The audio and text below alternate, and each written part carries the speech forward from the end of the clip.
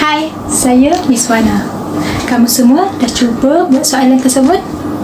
Kalau dah cuba, mari kita bincangkan jawapannya. Baiklah, mari kita pergi kepada soalan yang pertama. Soalannya adalah, satu hidrokarbon W mengandungi 14.29% hidrogen berdasarkan jisim. 10.5 gram hidrokarbon W menempati 6 dm3 pada keadaan suhu. Jadi jisim atau relatif H adalah 1, karbon adalah 12. Mol gas menempati 24 dm3 pada keadaan bilik.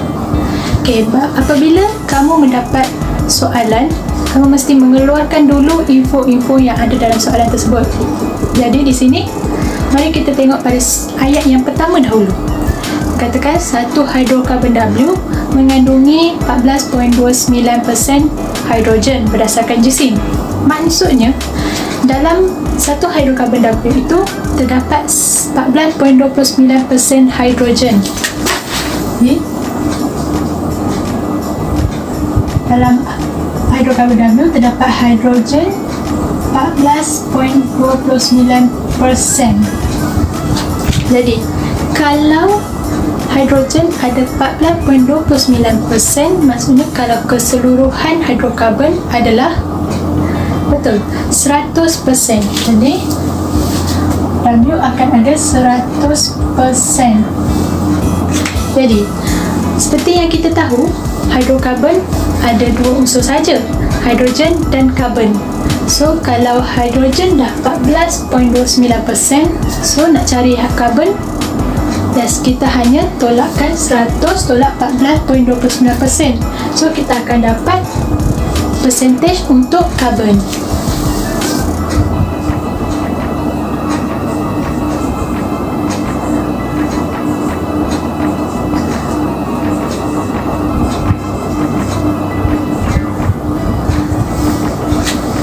Jadi di sini kita boleh dapatkan ini adalah yang tersurat daripada soalan yang memang dia bagi tahu.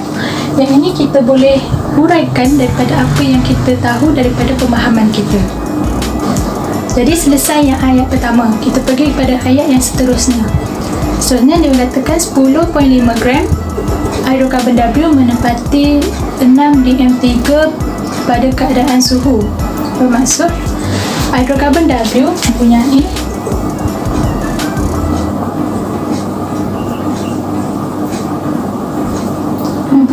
10.5 gram. Ini adalah jisim dan 6 dm3.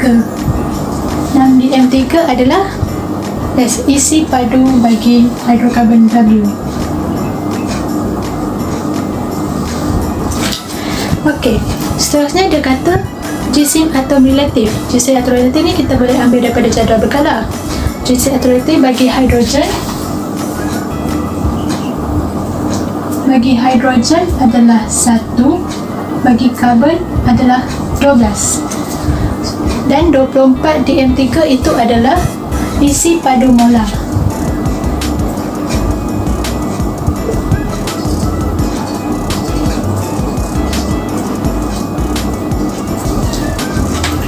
Okey, ini semua adalah info-info yang kita dapat daripada soalan. Jadi kalau kamu dapat soalan, kamu mesti keluarkan info itu terlebih dahulu, barulah nanti mudah untuk jawab soalan-soalan yang seterusnya. Okey, soalan yang pertama, dia bertanya, tentukan formula empirik dan formula molekul bagi hidrokarbon W. Formula empirik, formula molekul, pernah dengar ke? Yes, pada topik tingkatan 4 konsep mol, formula dan persamaan kimia, ada belajar pasal formula empirik dan formula molekul. Masih ingat apa itu formula empirik dan formula molekul? Jadi, apa itu formula empirik, formula molekul? Kita revise balik. Formula empirik adalah formula kimia yang menunjukkan nisbah paling ringkas bagi bilangan atom bagi setiap jenis unsur. Manakala formula molekul adalah formula kimia yang menunjukkan bilangan sebenar atom bagi setiap jenis unsur dalam suatu molekul sesuatu sebatin. Jadi macam mana nak cari formula empirik dan formula molekul ini? Masih ingat?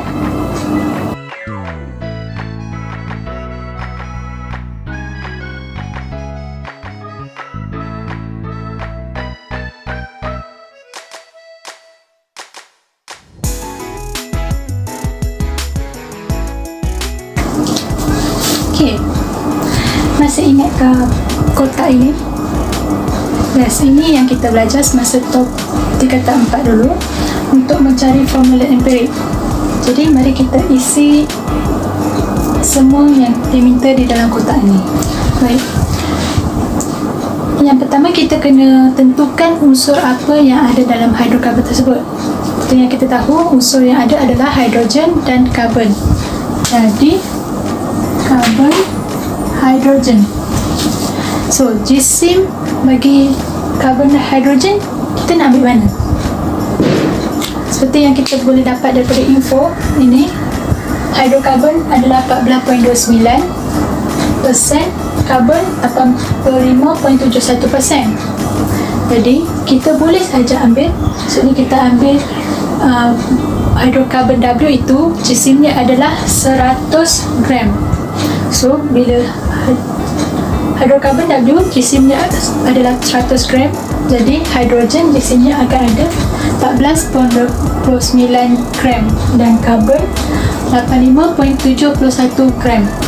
Jadi di sini kita tulis karbon jisimnya 85.71 dan hidrogen adalah 14.29.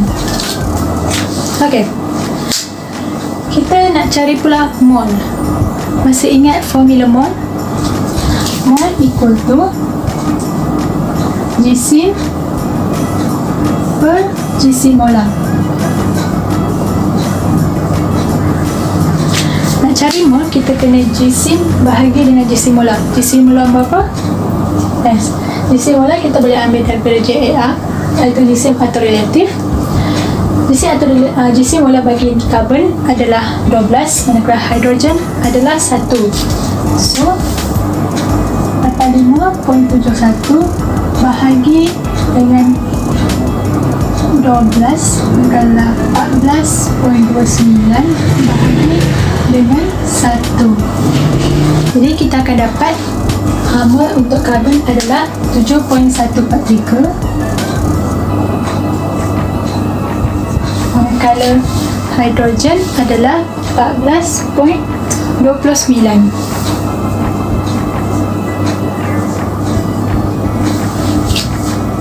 Jadi dapatlah mol.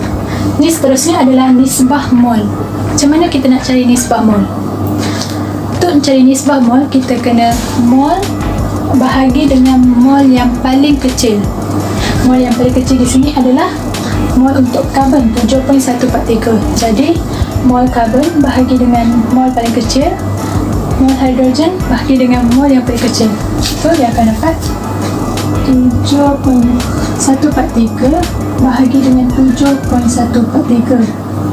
Ini kita akan dapat 1. Yang ini pula kita bagi 14.29 bahagi dengan 7.143. Kita akan dapat 2. So, kita dapat dah nisbah untuk karbon adalah 1, nisbah untuk hidrogen adalah 2. So, formula empirik yang kita akan dapat adalah C1 hidrogen 2. Jadi kita akan dapat CH2. So ini adalah formula empirik bagi hidrokarbon W. Baiklah, seterusnya kita akan cari formula molekul. Macam mana nak cari formula molekul? Jadi kalau kamu ingat waktu tingkatan 4 dulu, ada metode ini formula molekul.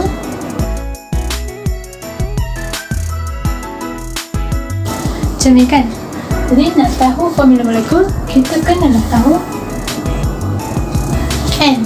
Nak cari N, kita kena samakan jisim molar, samakan dengan formula empirik N ini, iaitu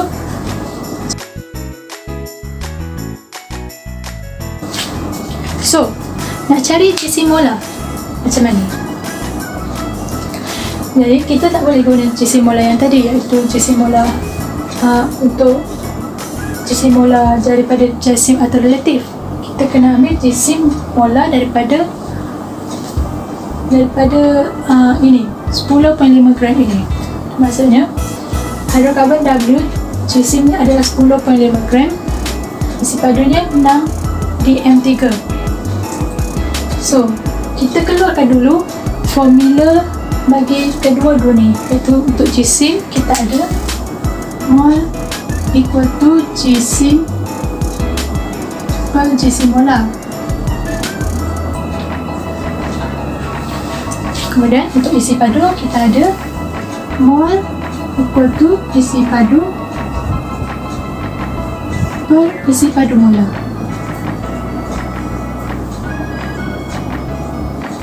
Okey. Jadi kita nak cari jisim molar, kita boleh ambil daripada sini. Tapi untuk nak cari jisim molar, kita kena ada jisim dan mol. Mol kita ada tak? Tak ada kan? Also, mol tak boleh ambil yang formula empirik tadi, sebab itu daripada 100 gram hidrokarbon. Tapi ini jisimnya adalah 10.5 gram saja. So kita kena cari mol tersebut. Nak cari mol, kita boleh pula tengok isi padu 6 dm3. Isi padu ni di sini dia bagi 6 dm3 kan. Isi molar, isi padu molar pun dia ada bagi, iaitu 24 dm3. So isi padu molar 24 dm3. Jadi kita bolehlah cari mol. Bila dah dapat mol, kita masukkan ke formula ni pula, kita akan cari jisim molar. Mari kita buat soalannya. Mari kita buat jalan kira.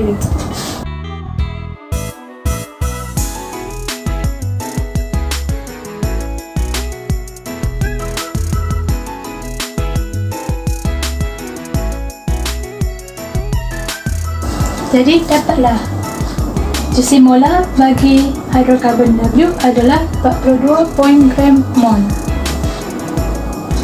Seterusnya kita nak membandingkan formula jisim molar dengan formula empirik N. Jadi kita boleh buat begini. Jisim molar adalah 42 samakan dengan formula empirik. Formula empirik tadi kita dapat CH2. Jadi kurungan CH2N. Ni kita nak cari N kan. Kita masukkan JR iaitu jisim atau relatif ke dalam formula empirik ni. Jadi 42 sama dengan karbon adalah 12, hidrogen adalah 1. Tapi sebab dia ada 2 hidrogen, dia akan jadi 2 per N.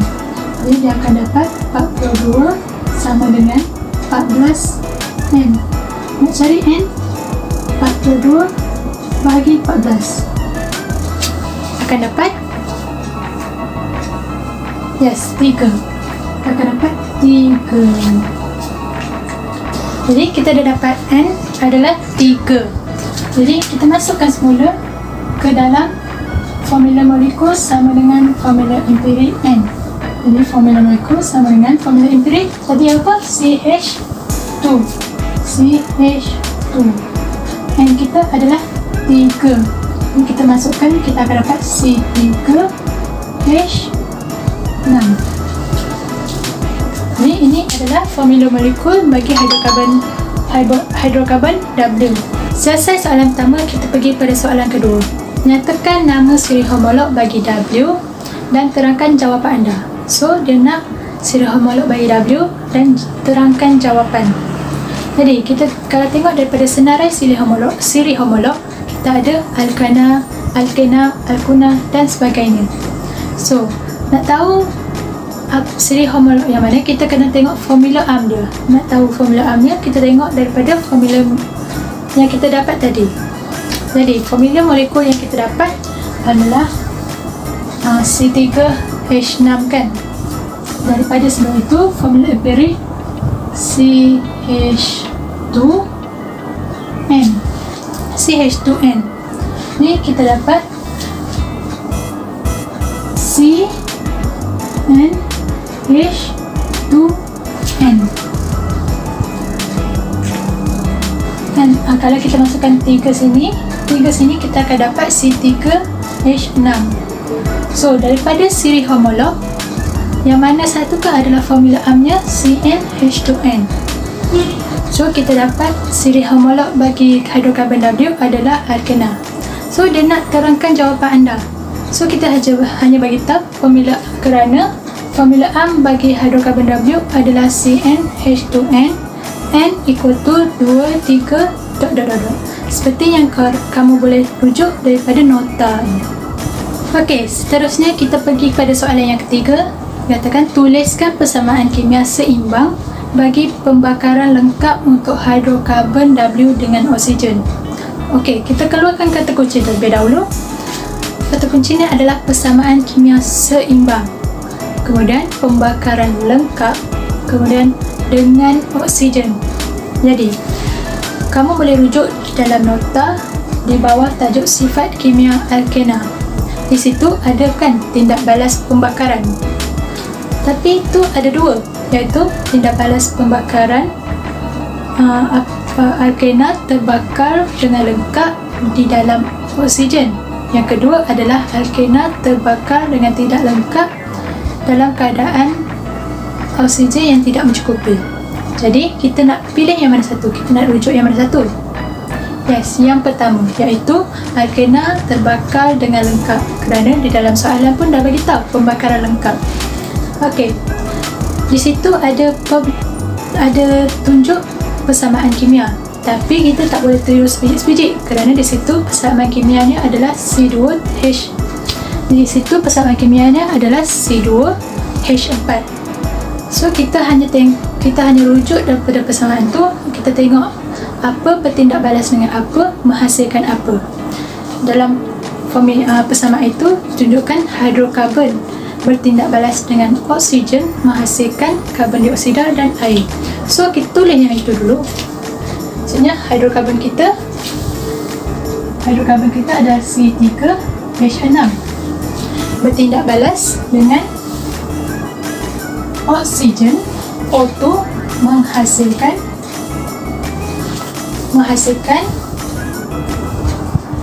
karbon dioksida CO2 dan air. So kita dapat dah apa bertindak balas dengan apa menghasilkan apa. So kalau kita buat yang ni saja tak lengkap lagi, sebab dia nak persamaan seimbang. Di sini persamaan dia tidak seimbang. Jadi kita kena buat satu persatu untuk bagi seimbangkan dia. Tips untuk buat persamaan seimbang adalah yang pertama, kita kena seimbangkan dulu unsur-unsur selain daripada hidrogen dan oksigen. Kemudian dah settle unsur-unsur selain oksigen dan hidrogen, kita seimbangkan semula unsur hidrogen. Setelah itu akhir sekali barulah kita seimbangkan oksigen. Okey, di sini unsur yang selain hidrogen dan oksigen adalah karbon. So kita nak seimbangkan, kita tengok kedua-dua belah, iaitu sebelah kiri dan sebelah kanan. Sebelah kiri karbon ada 3 sahaja, di sini karbon ada 1. So nak seimbangkan dia, kita kena di sini 3, di sini 1. Nak seimbangkan dia, kita letakkan 3 di sini. So dapatlah karbon di belah kiri 3, karbon di belah kanan pun 3. So dah settle karbon, kita tengok unsur selain daripada hidrogen dan oksigen yang lain tiada. So kalau dah tak ada, kita pergi pula kepada hidrogen. Hidrogen di sini hidrogennya adalah 6. Di sini hidrogen 2. Nak seimbangkan 6 dengan 2, kita seimbangkan, kita letakkan di sini 3. So 3 darab 2 akan dapat 6. So di sini belah kiri hidrogen ada 6, di sini di belah kanan di hidrogen 6. So seimbang. Dah seimbang unsur selain hidrogen oksigen, dah seimbang hidrogen. Akhir sekali kita pergi pada oksigen. Okey, kita tengok di sini oksigen hanya ada 2. Di sini oksigen ada 3 kali dengan 2 ada 6. Di sini 3 kali dengan 1 ada 3. So di sini ada 9. Jadi macam mana nak seimbangkan? Di sini 2, sini 9. Ini kita tak boleh nak kalikan dengan apa-apa untuk dapatkan 9. So nak senang kita letakkan di sini 9/2 kan? So 2 dengan 2 nanti kita boleh potong. So kita akan dapat 9. So oksigen di sini 9, oksigen di sebelah kanan pun 9. So dah seimbang. Bila dah seimbang, dapatlah kita persamaan kimia seimbang. Tapi kalau rasa nak buang pecahan ini, kita boleh darabkan semua dengan 2. Jadi kita akan dapat C3H6 darab dengan 2C3H6 tambah di sini 9/2, 2 boleh potong, kita akan dapat 9/2 menghasilkan 3 darab dengan 2, 6CO2 tambah 6H2O. So dapatlah persamaan seimbang. Tapi kalau kamu tulis yang atas ni saja pun dapat markah juga. Kalau tulis yang bawah pun dapat markah juga. So mana-mana satu persamaan masih boleh diterima. Okey, selesai soalan yang A. Kita pergi kepada soalan B. Soalan B dia ada berikan jadual, dan dalam jadual itu ada dia bagi ahli bagi siri homolog, ada etena, propena dan butena. Itu dia ada bagi formula molekul, penyediaan dan tindak balas kimia. So kita pergi kepada soalan yang pertama. Soalan pertama dia nak berpandukan kepada jadual 7, nyatakan 4 ciri bagi suatu siri homolog. Okay, dia kata berpandukan kepada jadual 7. Jadi kita rujuk balik kepada jadual 7 tadi. Dia yang pertama, kita tengok tabel yang pertama dulu, iaitu ahli bagi siri homolog. Dia ada etena, propena dan butena. Ketiga-tiga ini kita boleh tahu dia daripada siri homolog alkena. So kita boleh tulis ciri yang pertama adalah semua ahli mempunyai kumpulan berfungsi yang sama.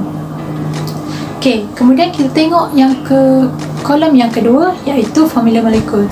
So kita dapat formula molekul untuk etena C2H4, propena C3H6 dan butena C4H8.